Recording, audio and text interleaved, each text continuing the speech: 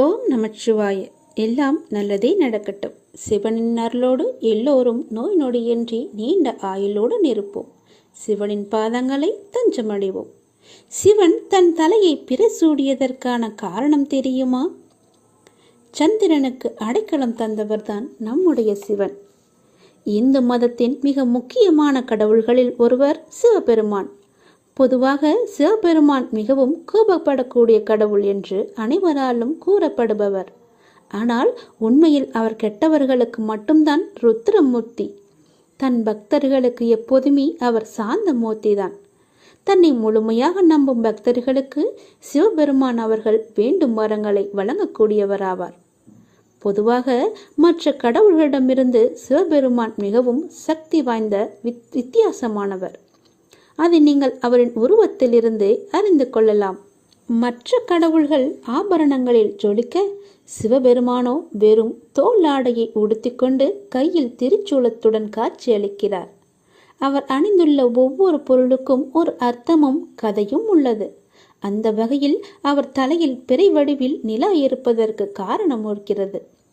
சிவபெருமானுக்கு சந்திரசேகர் என்ற ஒரு பெயர் உள்ளது. அதற்கு காரணமே அவர் தலையில் இருக்கும் பிறைதான். சந்திரன் என்றால் நிலா என்று பொருள். சேகர் என்பதற்கு உச்சம் என்பது பொருள்.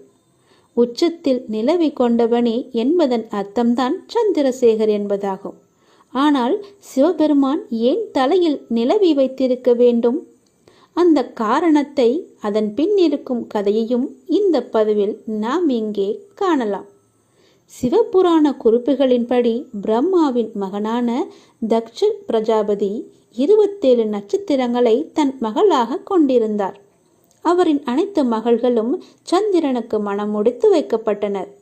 27 மனைவிகள் இருந்தாலும் ரோஹிணி மீது மட்டும் அதீத ஈர்ப்பு கொண்டிருந்தார். எனவே இதனால் மற்ற மனைவிகள் அவரின் மீது அதிக பொறாமை கொண்டனர். தட்சனின் மகள்களான 27 பெண்களை சந்திரன் திருமணம் செய்தான். திருமணத்தின் போது அனைத்து பெண்களிடமும் சமமாக அன்பு செலுத்துவேன் என்று உறுதியளித்த சந்திரன் ரோஹிணியிடம் மட்டுமே அதிக அன்பும் பாசமும் கொண்டிருந்தான். இதனால் மற்ற பெண்கள் அனைவரும் கலங்கி நின்றனர். இது பற்றி அறிந்த தட்சன் கோபத்தில் சந்திரனின் அழகு தேய்ந்து போகட்டும் என்று சாபம் கொடுத்தான். பிரஜாபதியின் சாபத்தால் சந்திரன் கடலுக்குள் தஞ்சம் புகுந்தார். நிலவு இல்லாததால் இயற்கையின் சமநிலை சீர்குலைந்து இயற்கையை சார்ந்திருந்த அனைத்து உயிரினங்களும் இதனால் பாதிப்படைந்தனர். எனவே தேவர்கள் அனைவரும் சிவபெருமானிடம் இந்த பிரச்சனையிலிருந்து காப்பாற்றும்படி வேண்டினார். தன்னிடம் இருந்த பாதி ஒளியை வைத்துக்கொண்டு நிலா சிவபெருமானின் தலையிலே தஞ்சமடைந்தார். இதையடுத்து சந்திரனுக்கு தனது தலையில் அடைக்கலம் கொடுத்தார் என்ற சிவபெருமான் அவர் தன் தலையில் சந்திரனை சூடியதும் சந்திரன் வளரத் தொடங்கினான். இப்படிதான் தேய்பிறை வளர்ப்பிறை என்று உருவானது. சிவபெருமான் பாதி ஒளி பொருந்திய நிலவை தலையில் அணிந்து கொண்ட பிறகு தன் சக்தி மூலம் அடுத்த 15 நாட்களுக்கு நிலவின் ஒளியை அதிகரிப்பதில் வெற்றி கண்டார். அடுத்த 15 நாட்களில் நிலா மீண்டும் தேயத் தொடங்கியது. அதுதான் அமாவாசை பௌர்ணமி. சிவபெருமான் மகாகால் என்று அழைக்கப்படுகிறார். அதற்கு அர்த்தம் காலங்களை கடந்தவர் என்பதாகும். நிலா தேய்வதும் வளர்வதும் சிவபெருமானாலேயே கட்டுப்படுத்தப்படுகிறது. அதற்கு காரணம் சிவபெருமான் தான். நேரத்தை கட்டுப்படுத்துபவராவார். பலமுறை மக்களை காப்பாற்றிய சிவபெருமான் உயிரினங்களை காப்பாற்ற மேற்கொண்டும் என்ன வேண்டும் என்றாலும் செய்வார். சந்திரனை சிவபெருமான் தனது திருமுடியில் அமர்த்தியது ஒரு சோமவார தினத்தில்தான். 14 ஆண்டுகள் தொடர்ச்சியாக சோமவாரம் பூஜை செய்யும் கணவன் மனைவிக்கு முக்தி கிடைக்க வழி செய்ய வேண்டும் என்று சந்திரன் ஈஸ்வரனை வேண்டிக் கொண்டான். அவனது விருப்பத்தை சிவபெருமான் நிறைவேற்றினார். ஆம், நாம் தொடர்ச்சியாக 14 ஆண்டுகள் சோமவார விரதத்தை கடைபிடித்தால் இறைவனின் திருப்பாதத்தை அடையலாம். தென்னாடுடைய சிவனை போற்றி, என் நாட்டவர்க்கும் இறைவா போற்றி என்று வேண்டுபவர்களும் நிறையவே இருக்கின்றனர். எல்லாவற்றிற்கும் இறைவன் ஒருவன்தான். முன்பொரு காலத்தில் குரு நாட்டுக்கு தலைவனாக ஒரு அரசன் இருந்தான். அவன் காட்டில் ஒரு வில்வ மரத்தடியில் அமர்ந்து தியானம் செய்து கொண்டிருந்த வசிஷ்ட முனிவரை பார்த்தான். அவரை வணங்கி வலம் வந்தான். வில்வ இலைகளால் அர்ச்சனை செய்தான். கை குவித்து அவரிடம் பேசினான். முனிராஜரே, இந்த காட்டில் எத்தனையோ முனிவர்களை இதற்கு முன் சந்தித்து உள்ளேன். ஆசியும் பெற்றுள்ளேன். ஆனால் இதுவரை காணாத ஒரு நிம்மதியை உங்களை கண்டதும் நான் அடைந்தேன். என் மனம் ராஜயோகம், இல்லற வாழ்க்கை போன்றவற்றில் சிக்கி கிடக்கிறது. எத்தனை முறை முயற்சி செய்தும் இறைவனின் மீது பூரணமாக என்னை ஒப்படைக்க முடியவில்லை. உங்களை பார்க்கையிலே நீங்கள் ஒப்பற்ற இறையாளர் என தெரிகிறது எனக்கு. இல்லற வாழ்வில் கட்டுண்டவர்களுக்கு பூரணமான இறை சிந்தனை அடைய ஏதாவது வழி இருக்கிறதா என்று கேட்டார். வசிஷ்டரோ புன்னகையுடன் அரசனை நோக்கி, அரசனே, இல்லற வாழ்வு நீங்க வேண்டுமென்றால் பசு பாவங்களை விலக்கி அருள்பவரும் காலகாலமாகும் மகாருத்ரமாகிய பசுபதியை நாள்தோறும் வழிபட வேண்டும். தினமும் நீ சிவரட்சனை செய்ய வேண்டும். இதனால் மட்டுமே பாசம் அழியும். வேறு ஒரு செயலும் அதனை அழிக்க இயலாது. அரச போகத்தை விட்டுவிட்டு இங்கு வந்து சிவபூஜை செய்ய நிச்சயம் முக்தி கிடைக்கும் என்றார். சிவனை அர்ச்சிப்பதன் மூலம் நீர்க்குமிழி போலவும் காணல் நீர் போலவும் காணந்தோறும் மாறிக்கொண்டிருக்கும் இல்லறமாகிய துக்க பொருள்களை சுகம் என்று எண்ணி மாயையில் சிக்கி கலங்க வேண்டாம். சிற்றின்பங்களில் மனதை அலைப்பாய விட வேண்டாம். அதை தோற்றுவிப்பனும் சிவனே. எனவே எதன் மீதும் பெரும் ஆசை வைக்காமல் சிவபூஜை ஒன்றையே செய்து வா. சிவன் பேரானந்தத்தை அளிப்பவனும் ஆனந்தமனாகிய பரமசிவனே அவனே ஆவார். அரசன் குழப்பம் நீங்கியவனாக முனிவரை பார்த்து, சிவனின் இருவகை நடனம் பற்றி உங்களுக்கு தெரியுமா என்று பவ்யமாக கேட்க, வசிஷ்டரும் இவ்வாறு அந்த கதையை சொன்னார். இறைவன் இருவகையாக நடனமாடுகிறார். ஒன்று ஞான நடனம். இந்த ஞான நடனம் அருள் சக்தியானது உயிரை சிவத்தோடு இணைக்கும் போது உயிர் பேரானந்த நடனம் புரிகிறது. மற்றது ஊன நடனம். இது பிறப்பில் உழன்று நிற்கும் நிலை, இறைவனை சார்ந்து நிற்கும் முக்தி. இந்த நிலை ஞான நடனமாக. இவ்விரண்டிற்கும் இடையில்தான் உயிர் உள்ளது என்று விளக்கி சொல்லவும் ஐயம் தெளிவடைந்த அரசன் அவரை வணங்கிச் சென்றான். ஊன நடனம் ஒரு பால் ஒரு பாலா, ஞான நடனம்தான் நடுவே நாடு. இப்படி திருவருட்பாவில் ஒரு பாடல் வரிகள். ஊன மற்றும் ஞான விஷயங்களில் நடுவே எதையாவது ஒன்றை பற்றி நிற்கும் இயல்பை உடையது ஆன்மா. அதாவது ஆன்மாவின் இயல்பு என்னவென்றால் அது எதை சார்ந்து இருக்கிறதோ அது போல் அல்லது அதாகவே ஆகிவிடும். ஆன்மா முன்பு செய்த தவ பயனால் இதுவரை உள்ளிருந்து இறையின் இருத்தல், பின்னர் ஒரு கட்டத்தில் குருவாக வெளியில் தோன்றுவர். குரு தன் சிஷ்யனாகிய சீவன் அறிய வேண்டியதை அவன் அறிவில் பொருத்தி அறிவிப்பார். குருவின் உபதேசத்தால் ஆன்மா சிவனின் திருவடியையே சேரும். இதுதான் பொருள். சிவனின் ஊன நடனம் பாச ஞானத்தையும், ஞான நடனம் பதி ஞானத்தையும் ஆன்மாக்களுக்கு கொடுக்கிறது. பதி ஞானத்தையும் பாச ஞானத்தையும் ஒரே சமயத்தில் ஒன்றாக பெற முடியாது. காரணம், பந்த பாச சேற்றில் சிக்கியிருக்கும் மனித மனம் ஞானத்தை அத்தனை எளிதில் அடைந்து விடாது. அதையே பற்றி இருக்கும். ஆன்மா அதை விட்டால்தான் பதிஞானம் கிடைக்கும். சிவமறைப்பொருள் இத்தகைய பதிக்கும் பாசத்துக்கும் இடைநடுவிலே சிக்கியுள்ள ஆன்மாவை தூய்மைப்படுத்தி பக்க சார்பின்றி நடுவு நிலையில் நிலைக்கச் செய்து பொய்யான பாச பொருளை மாயை என்பதை விளக்கி காட்டும். பாசம் என்பது ஆணவம், கர்மம், மாயை என்ற 3 பொருளாகும். இதில் ஆணவத்துக்கும் மாயைக்கும் பிறந்த பிள்ளையே கர்மம். இந்த கர்மம் இரு வினையாகச் செயல்படும். அதாவது நல்ல செயல்களுக்கு தீய செயல்களுக்கும் சேர்ந்த கர்மா பலன்கள் உதயமாகும். இதன் மூலம் காரணம் என்னவென்றால் அறியவும் அறியாமை ஆகிய இரண்டும் தான். இந்த இரண்டும் ஒரு நாணயத்தின் 2 பக்கங்கள். நாணயத்தின் பக்கங்களை திருப்பினால் நாணயம் அழிந்து விடுமா என்ன? அது போலத்தான் நிறைந்த அறிவின் மூலம் செய்யும் நற்செயல்களால் கர்மம் அகன்று விடாது. நன்மையே செய், தீமை தானாகவே நீங்கிவிடும் என்பதுதான் மெய்யுணர்வு. நல்ல செயல்களால் புண்ணியமும் தீய செயல்களால் பாவமும் உண்டாகின்றன. இந்த தீய செயல்கள் புரிகின்ற போது நம்முடைய மனமானது மேலும் மேலும் மாயையில் சிக்கி உண்மை நிலையை அறியாமல் பிறவிகளை எடுத்து கொண்டே இருக்கும். மனதை கெடுக்கும். தீய உணர்ச்சிகளை நீக்கி சுத்தம் செய்தலே அறமாகும். ஒருவன் தன் மனதில் இரு வினையாகிய குற்றம் மாசு எதுவும் இல்லாதவனாக இருப்பதே அறம். மன தூய்மை இல்லாமல் செய்யப்படும் எந்த செயலும் வெறும் ஆறாத தன்மையுடையது. இத்தகைய உண்மையான அறம் சார்ந்த நற்செயல்கள் அடுத்தடுத்த உயர்வான தேடல்களுக்கு வழிவகுக்கும். ஆனால் புண்ணியம் செய்தாலும் சரி, பாவம் செய்தாலும் சரி, அதன் கர்ம பலன்கள் ஆன்மாவில் படிந்திருக்கும். எத்தனை பிறவி எடுத்தாலும் அது தீப்பந்தமாக தொடர்ந்துவிடும். அதை களைந்து எரிந்து மற்றற்ற செயல்களில் உன்னில் இருக்கும் சிவனை அறிந்து ஆன்மா விடுதலை அடைவதே சிவதத்துவத்தின் சாரம். நல்வினை தீவினை ஆகிய இரண்டிலும் பற்று இருந்தால் மட்டுமே இந்த இருவினையால் ஏற்படும் கர்மா அழியும். அப்போது இறைவனின் அருள் சக்தி ஆன்மாவின் மீது பதியும். இதுவே சக்தி பாதம் என்கிறது சைவ மரபு. சக்தி நிபாதம் பெறுவதற்காக இரு வினையை இறைவனிடமே ஒப்படைத்து விட வேண்டும். அப்போதுதான் பதிஞானத்தை நம்மால் அடைய முடியும். சக்தி வடிவு சகல ஆனந்தமும் ஒத்த ஆனந்தம் உமையவள் மேனியாம். சக்தி வடிவு சகலத்து எழுந்து ஞாயிரண்டு ஒத்த ஆனந்தம் ஒரு நடமாமே. இன்புற்று நிலை எல்லாவற்றிலும் சக்தியின் கலப்பு உள்ளது.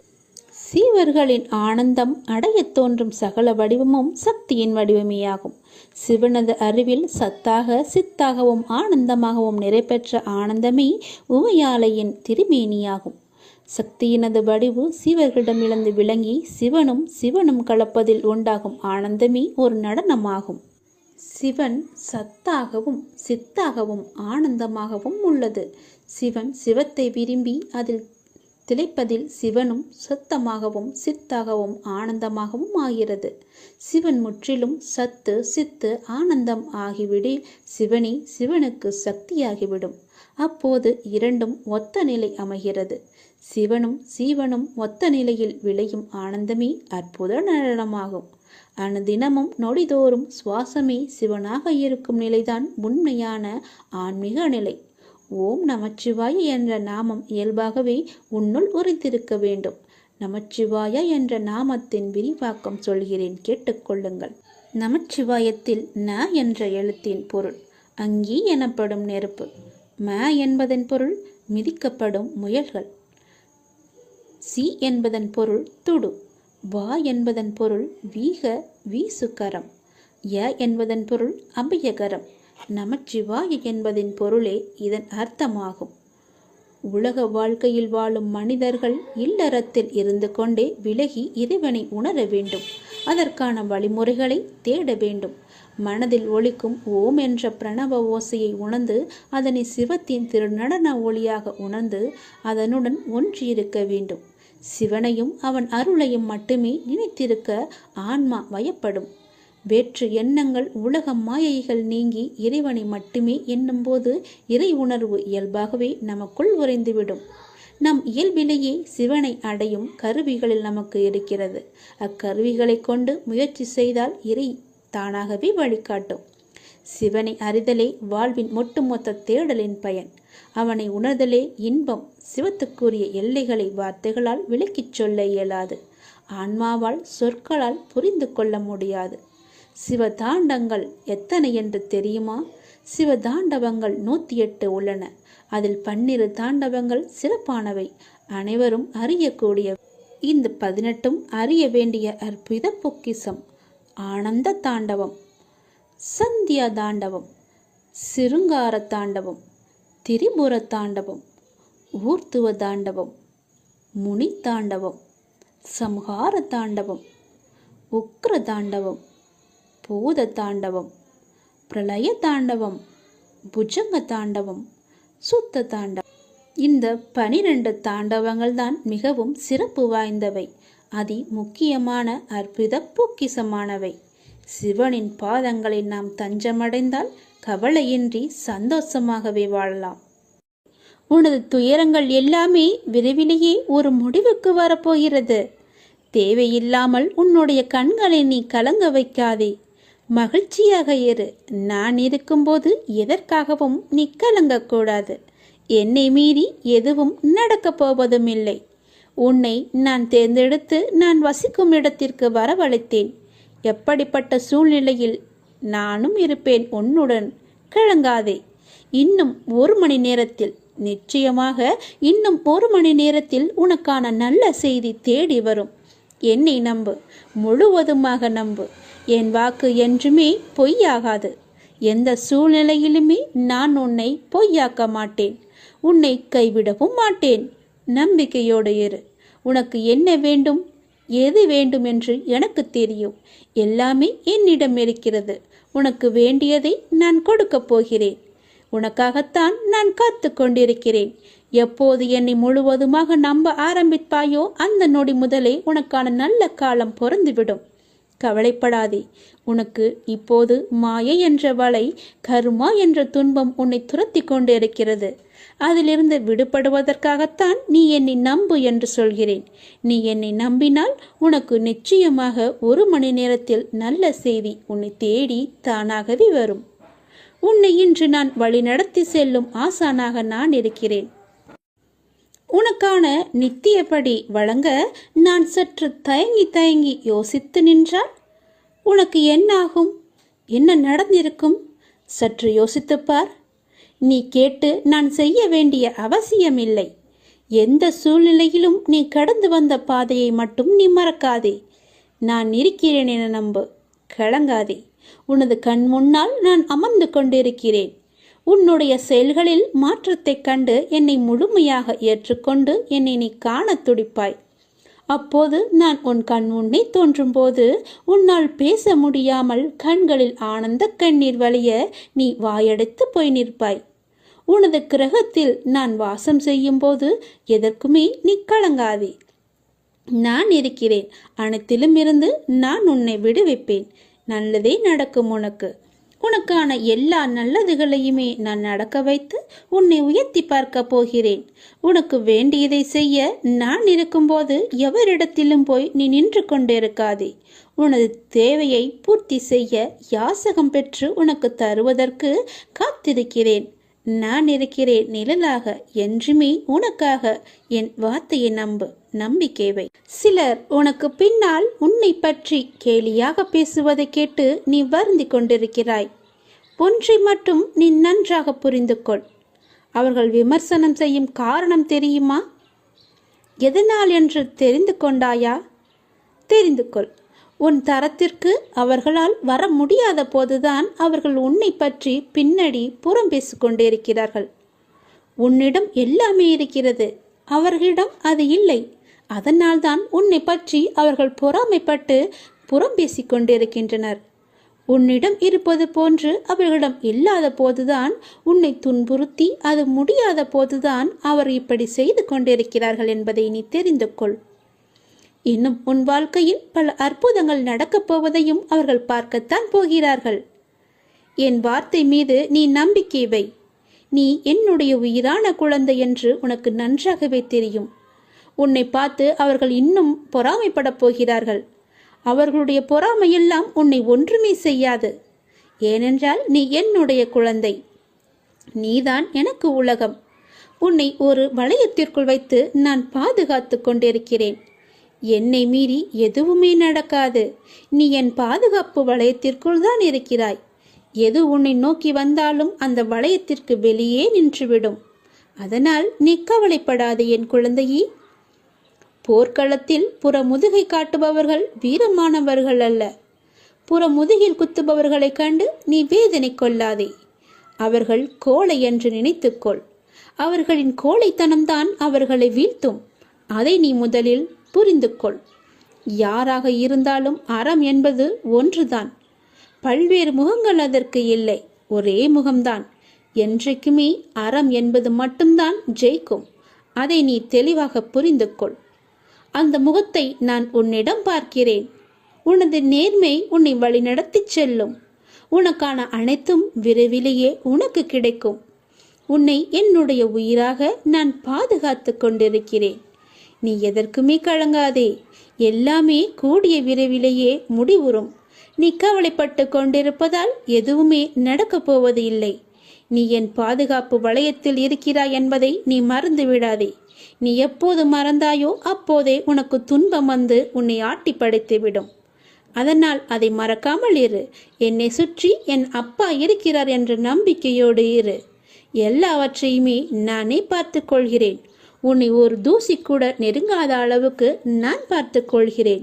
என்னை நம்பு, என்னுடைய வார்த்தையை நம்பு. தேவையில்லாமல் உன்னை நீயே வருத்தி கொள்ளாதே. பேசுபவர்கள் பேசிட்டு போகட்டும், கவலைப்படாமல் இரு. இனிமேல் எல்லாமே ஏற்றம்தான். நம்பிக்கையோடு நான் கூறும் வார்த்தைகளை எல்லாமே பின்பற்றி கொண்டே வா. நான் எல்லாவற்றையுமே பார்த்து கொள்கிறேன். நீ நிச்சயமாக வெற்றியின் உச்சத்தை அடைவாய். இதில் எந்த ஒரு சிறு தவறுமே நடக்காது. விதியை வெல்லவும் அதன் பிடியிலிருந்து விலகி நிற்கவும் 2 வழிகள் மட்டுமே உண்டு. உனக்கு 2 வழிகள் தான் இருக்கிறது. அதை நீயே தேர்ந்தெடுத்துக்கொள். ஆன்மா ஆன்மா விதியால் கட்டுப்படுவதில்லை என அறிதல் ஒரு வழி. இறைவனிடம் முழுமையாக சரணாகதி அடைந்து நிற்பது இன்னொரு வழி. இந்த 2 வழி மட்டுமே நம்மிடம் இருக்கிறது. அதை நீ எதில் தேர்ந்தெடுக்கப் போகிறாய் என்பதில் நீ தீர்க்கமான முடிவை எடுத்துவிடு இப்பொழுதே. துறவு என்பது பலருக்கும் நடைமுறை சாத்தியமற்றது. எல்லோராலும் துறவு கொண்டு வாழ முடியாது. அதனால்தான் மெய் தேடும் பொருட்டு துறவரம் வேண்டி வருவோர்க்கு மெய்ஞானம் அடைந்த குருமார்கள் சாமானியமாக சந்நியாச தீட்சை அளித்து விட மாட்டார்கள். அவ்வளவு சீக்கிரம் உங்களால் சந்நியாசியாக மாற முடியாது. ஏனென்றால் அவளுடைய பொறுப்பு என்பது நிறையவே இருக்கும். அவர்களுக்கு நிறைய கடமைகள் இருக்கும். எல்லாவற்றையும் துறந்தவர்களால் மட்டுமே முழுமையான சந்நியாசியாக மாற முடியும். முழுமையான துறவை மேற்கொள்ள முடியும். உனக்கு 2 வழிகளை தருகிறேன். இந்த வழியில் நீ எதில் செல்லப் போகிறாய் என்பதை நீதான் தீர்க்கமாக முடிவெடுத்து அதில் நீ வர வேண்டும். நீயே முடிவு செய்து கொள். நான் உன்னிடமே அவற்றை ஒப்படைத்து விடுகிறேன். இல்லறத்தில் ஈடுபட்டு அதற்கான கடமைகளை செவ்வனி செய்தவாறே மெய் தேடலில் ஈடுபடுவது விருப்பமும் ஆர்வமும் முயற்சியும் முனைப்பும் உடைய எல்லோருக்கும் சாத்தியம். அந்த மாதிரி வழிகாட்டலையே தற்காலத்தில் குருமார்கள் பெரும்பாலும் தம்மை நாடி வரும் ஆர்வலருக்கு வழங்குகின்றனர். இல்லறம் வேண்டாம், எனக்கு சந்நியாசமே போதும் என்று வருபவர்கள் வெகு சிலரே. அவர்களுக்கு போன ஜென்மத்தில் ஈசனின் அருள் நிச்சயமாகவே இருந்திருக்கும். கடவுளின் அருள் முழுவதுமாகவே கிடைத்திருக்கும். அவர்களால் மட்டுமே முழுமையான சந்நியாசத்தை அடைய முடியும்.